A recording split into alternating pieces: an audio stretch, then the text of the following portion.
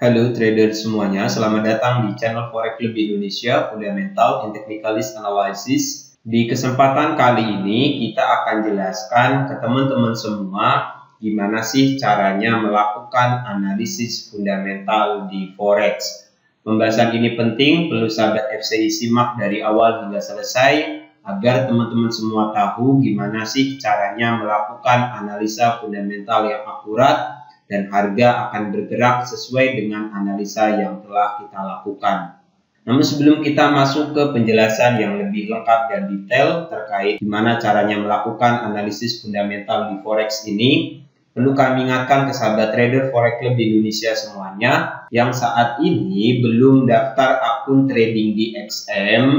Bagi teman-teman yang sekarang belum punya akun trading di XM, silakan daftar terlebih dahulu. Penjelasan lengkap bagaimana cara daftar akun trading di XM, panduannya telah kami jelaskan di video yang paling pertama di dalam playlist belajar trading forex dari nol. Teman-teman bisa klik notif di bagian atas video. Oke, ataupun silahkan teman-teman buka bagian menu playlist di channel Forex Club Indonesia. Ini kita buka Forex Club Indonesia. Kemudian setelah itu teman-teman silakan klik menu playlist yang ini di kursor yang kami tunjukkan ini. Nah, di sini ada playlist belajar trading forex dari nol. Di playlist ini telah kami buatkan panduannya dengan lengkap step by step cara daftar akun trading di XM. Ikuti panduannya, ikuti langkah-langkahnya agar teman-teman semua punya akun trading di XM. Link website XM kami cantumkan di bagian kolom deskripsi video ini.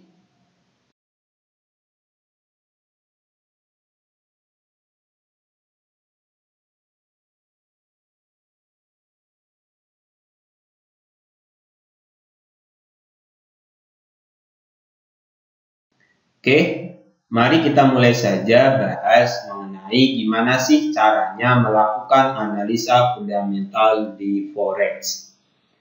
Yang perlu teman-teman ketahui bahwa analisis fundamental itu arah besar market, jadi efeknya tidak akan teman rasakan dalam jangka pendek karena kita akan menganalisa pergerakan market dalam jangka panjang itu mau kemana, mau naik ataupun mau turun. Pertama kita lihat terlebih dahulu jadwal berita forex ataupun news forex. Ini kita buka website investing, kita buka kalender ekonomi terlebih dahulu. Kita lihat data-data ekonomi yang dirilis di minggu kemarin. Sebelum itu kita filter terlebih dahulu. Sebelum kita gunakan kalender ekonomi ini, kita hapus negara-negara yang sudah di checklist secara otomatis. Hapus dulu. Kemudian di sini kita pilih Amerika Serikat. Kita akan lihat data-data ekonomi yang berhubungan dengan AS.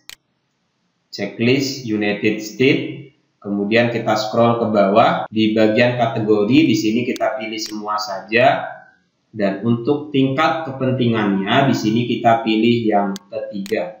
Data-data ekonomi yang sangat penting dan dapat mempengaruhi pergerakan mata uang US dollar secara signifikan. Klik apply. Oke.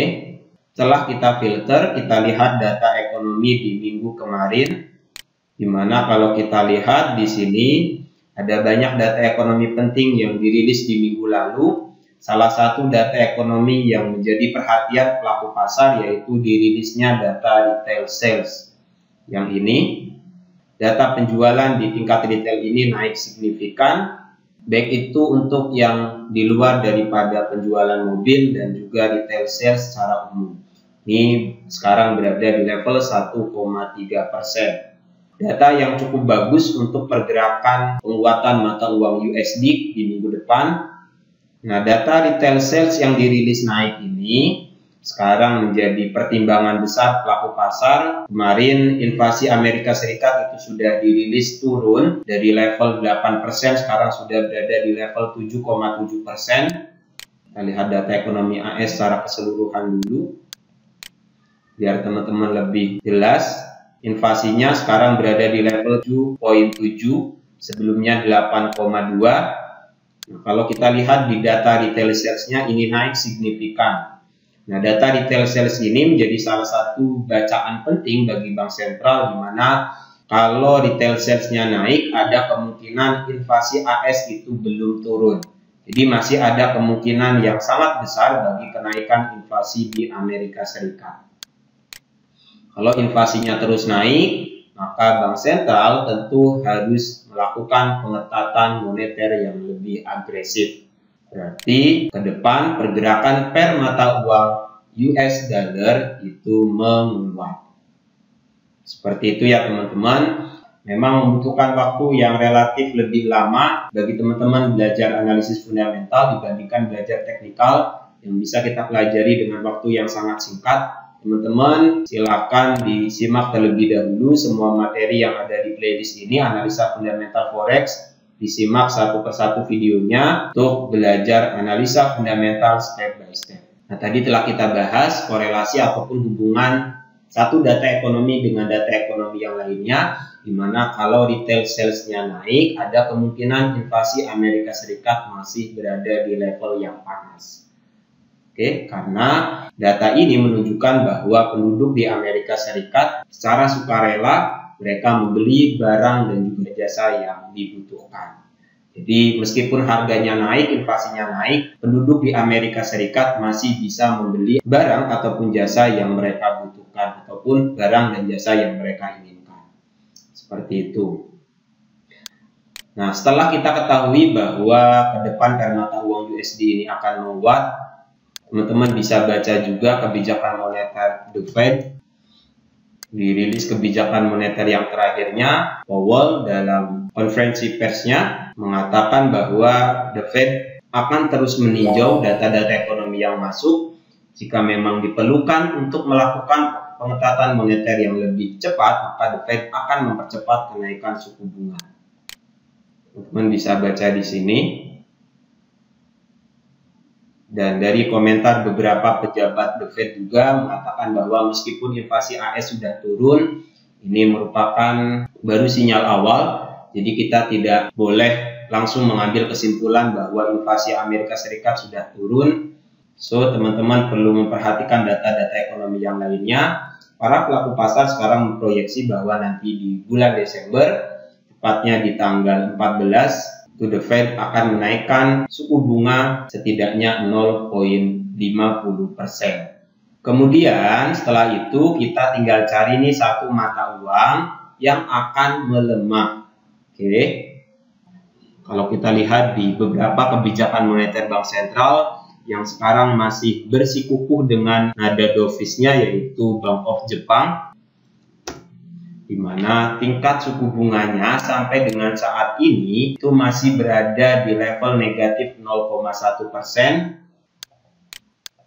Kita lihat, ini yang terakhir tanggal 28 Oktober, suku bunganya masih tetap dipertahankan di level negatif 0,1%, di mana hal ini bertujuan untuk menjaga kondisi fiskal di Jepang. Kalau suku bunganya dinaikkan, maka pemerintah harus mengeluarkan budget yang cukup besar untuk membayar yield surat hutang yang dikeluarkan oleh pemerintah. Oke.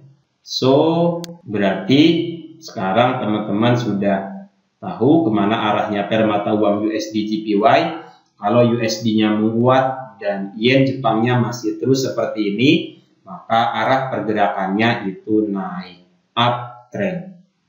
Tinggal kita lihat nih sekarang grafik perdagangan per mata uang USD JPY. Kita buka aplikasi MetaTrader-nya, ini kita pakai MT4XM di PC.